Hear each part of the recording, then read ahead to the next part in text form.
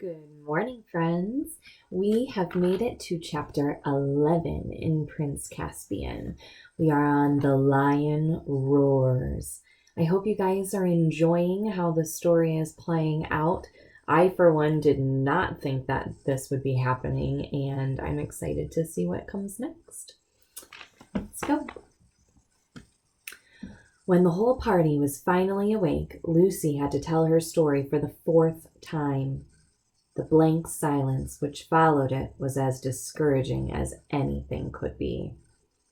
"I can't see anything," said Peter, after he had stared his eyes sore. "Can you, Susan?"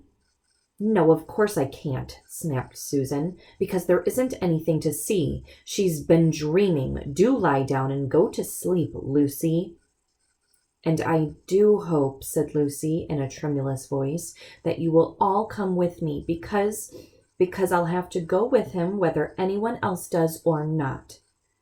"Don't talk nonsense, Lucy," said Susan. "Of course you can't go off on your own. Don't let her, Peter. She's being downright naughty." "I'll go with her if she must go," said Edmund. "She's been right before." "I know she has," said Peter, "and she may have been right this morning. We certainly had no luck going down that gorge.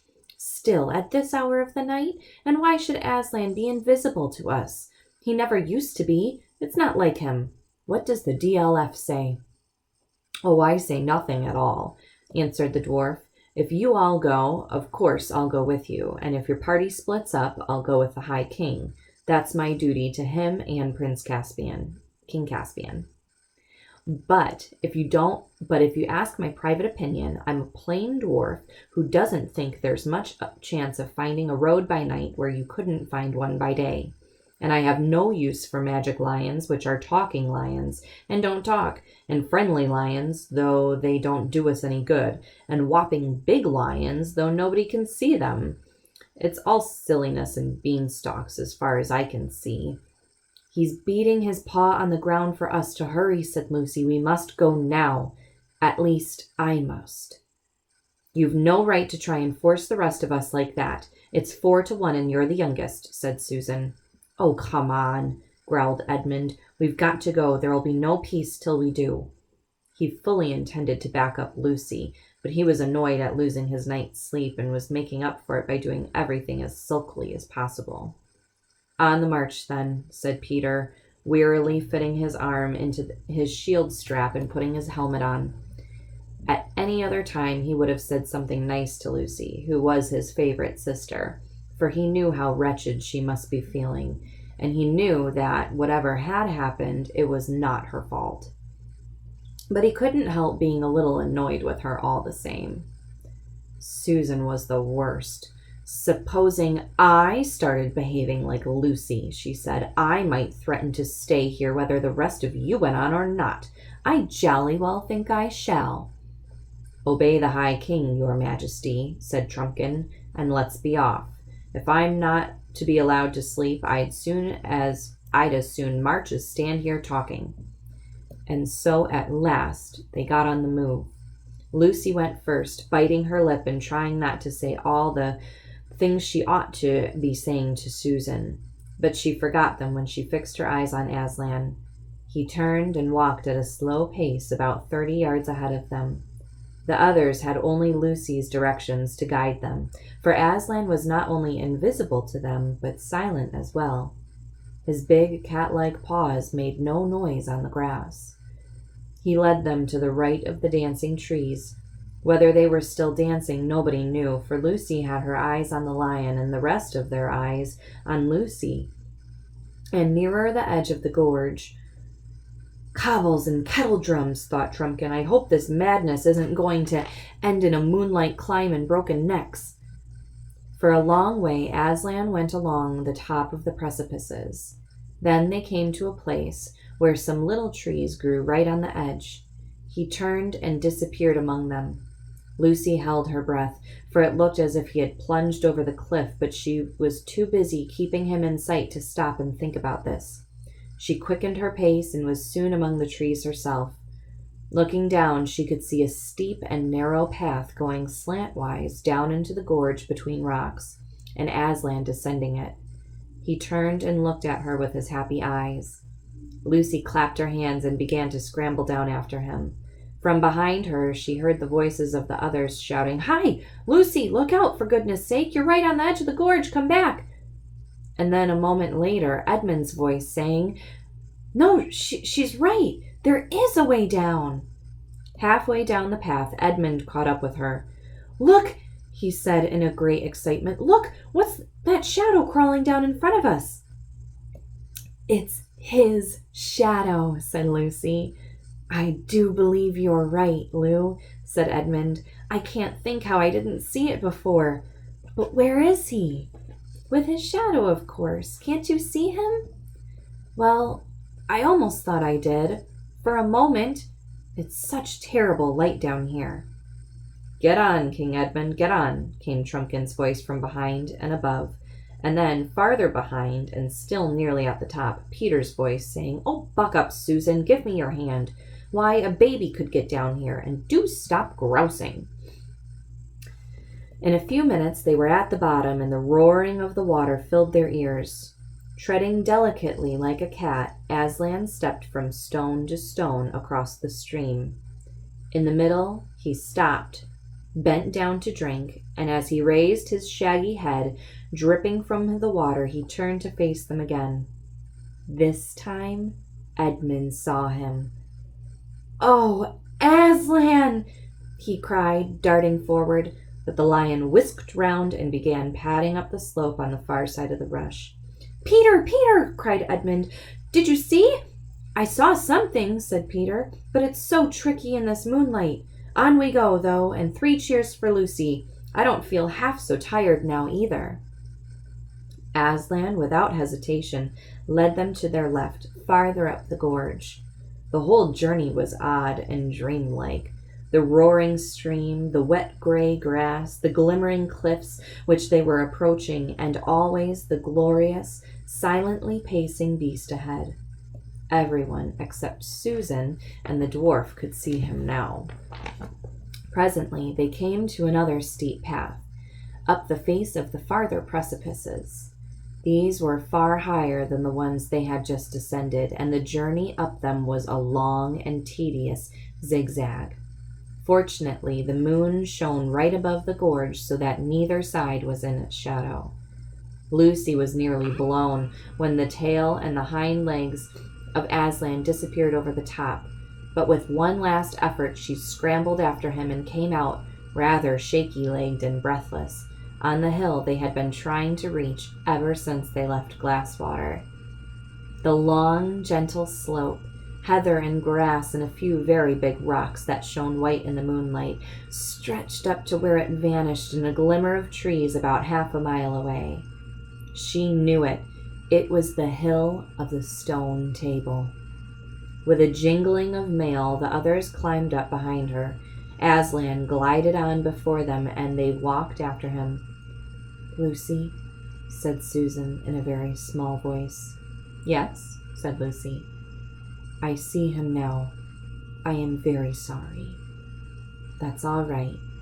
But I've been far worse than you know. I really believed it was him. I mean yesterday, when he warned us not to go down to the fir wood, and I really believed it was him tonight when you woke us up. I mean, deep down inside. Or I could have if I'd let myself. But I just wanted to get out of the woods, and, oh, I don't know. Whatever am I supposed to say to him?" "Perhaps you won't need to say much," suggested Lucy. Soon they reached the trees, and through them the children could see the great mound, Aslan's howe, which had been raised over the table since their days. "Our side don't keep very good watch," muttered Trumpkin. "We ought to have been challenged before now." "Hush!" the other 4 said. For now Aslan had stopped and turned and stood facing them, looking so majestic that they felt as glad as anyone can who feels afraid, and as afraid as anyone can who feels glad. The boys strode forward. Lucy made way for them. Susan and the dwarf shrank back. "Oh, Aslan," said King Peter, dropping on one knee and raising the lion's heavy paw to his face. I'm so glad, and I'm so sorry. I've been leading them wrong ever since we started, and especially yesterday morning." "My dear son," said Aslan. Then he turned and welcomed Edmund. "Well done," were his words. Then, after an awful pause, the deep voice said, "Susan." Susan made no answer, but the others thought she was crying. "You have listened to fears, child," said Aslan. "Come, let me breathe on you. Forget them. Are you brave again?" "A little, Aslan," said Susan. "And now," said Aslan in a much louder voice, with just a hint of a roar in it, while his tail lashed his flanks. "And now, where is this little dwarf, this famous swordsman and archer who doesn't believe in lions? Come here, son of Earth. Come here!" And the last word was no longer the hint of a roar, but almost the real thing. "Wraiths and wreckage," trembled Trumpkin in the ghost of a voice.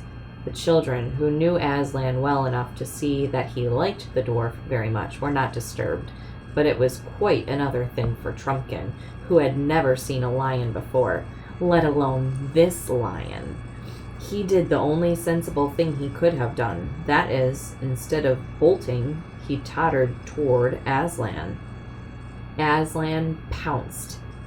Have you ever seen a very young kitten being carried in the mother cat's mouth? It was a little like that. The dwarf, hunched up in a little miserable ball, hung from Aslan's mouth. The lion gave him one shake, and all of his armor rattled like a tinker's pack, and then, hey presto, the dwarf flew up in the air. He was as safe as he had been in bed, though he did not feel so.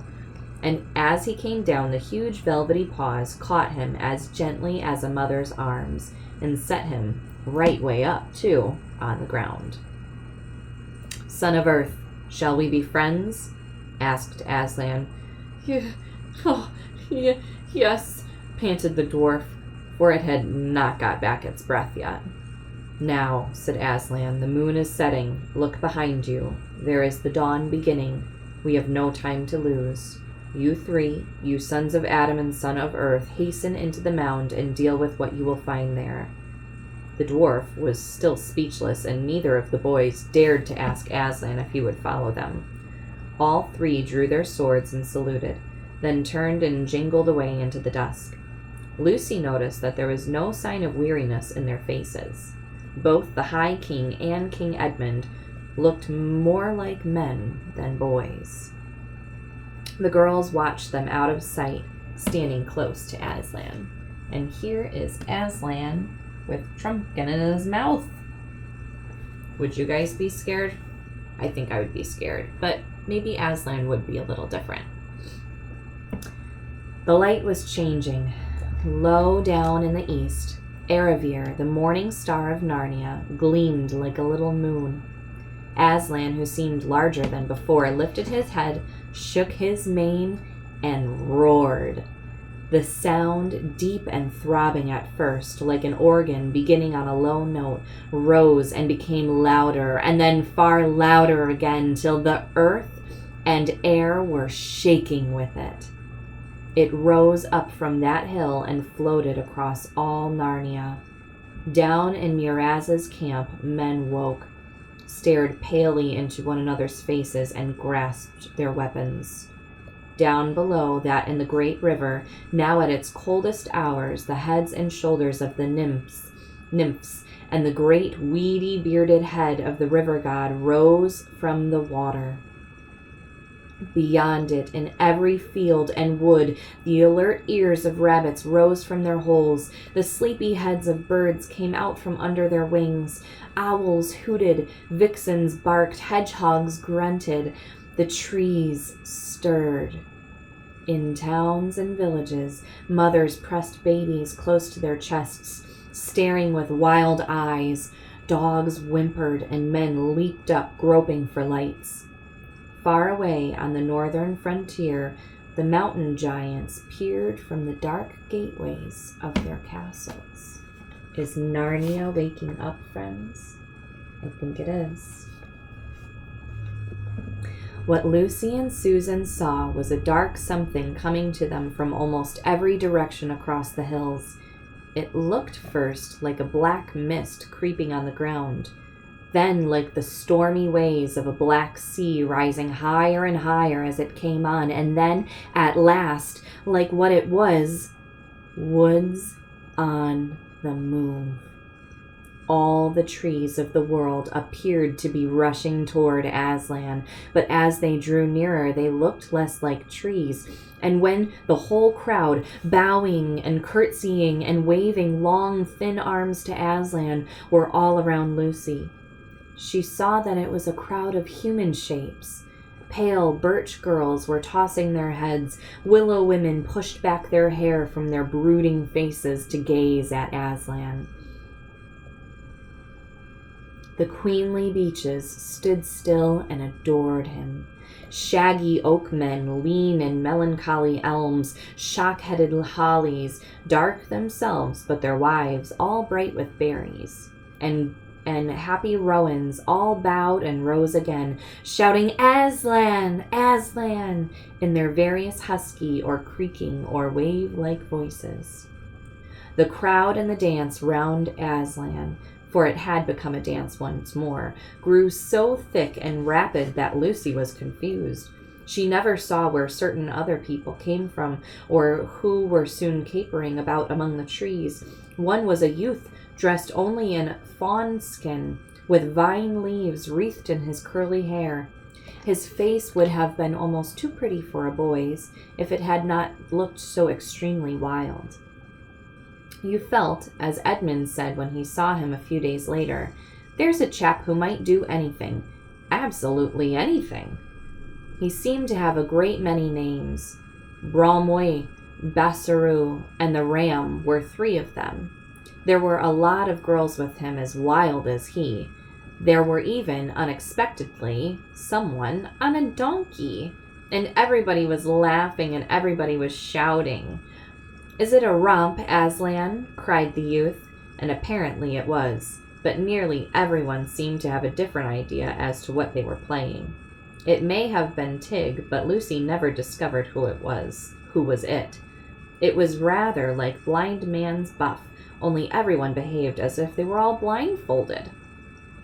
It was not unlike Hunt the Slipper, but Slipper was never found. What made it more complicated was that the man on the donkey, who was old and enormously fat, began calling out at once, "Refreshments! Time for refreshments!" and falling off his donkey and being bundled onto it again by the others, while the donkey was under the impression that the whole thing was a circus and tried to give a display of walking on its hind legs. And all the time, there were more and more vine leaves everywhere, and soon not only leaves, but vines. They were climbing up everything. They were running up the legs of tree people and circling round their necks. Lucy put up her hands to push back her hair and found she was pushing back vine branches. The donkey was a mass of them. His tail was completely entangled, and something dark was knotting between his ears. Lucy looked again and saw it was a bunch of grapes. After that, it was mostly grapes, overhead and underfoot and all around. "Refreshments! Refreshments!" roared the old man. Everyone began eating, and whatever hothouses your people may have, you never have tasted such grapes. Really good grapes, firm and tight on the outside, but bursting into cool sweetness when you put them into your mouth, were one of the things the girls had never quite had enough of before. Here there were more than anyone could possibly want, and no table manners at all. One saw sticky and stained fingers everywhere, and though mouths were full, the laughter never ceased, nor the yodeling cries of all the creatures, till all of a sudden everyone felt it at the same moment that the game, whatever it was, and the feast ought to be over, and everyone flopped down breathless on the ground and turned their faces to Aslan to hear what he would say next. At that moment the sun was just rising, and Lucy remembered something and whispered to Susan, I say, Sue, I know who they are. Who? The boy with the wild face is Bacchus, and the old one on the donkey is Silenus. Don't you remember Mr. Tumnus telling us about them long ago? Yes, of course, but I say, Lou, what? I wouldn't have felt safe with Bacchus and all his wild friends if we'd met them without Aslan. I should think not, said Lucy. And that's the end of chapter 11. We have now come to chapter 12, Sorcery and Sudden Vengeance. I wonder what will happen. What will the battle look like? Will the siblings retake Narnia with Aslan, or will it go horribly wrong? Will King Caspian want to rule with them? Will they stay in Narnia? You'll just have to come back tomorrow and find out. Or Monday, actually. I hope you guys all have a wonderful day. I miss you all, and I'm excited to start virtual learning or distance learning on Monday. I hope you guys have all logged on to Seesaw so far, and I'm excited for next week. I hope you guys have a wonderful weekend. See you later.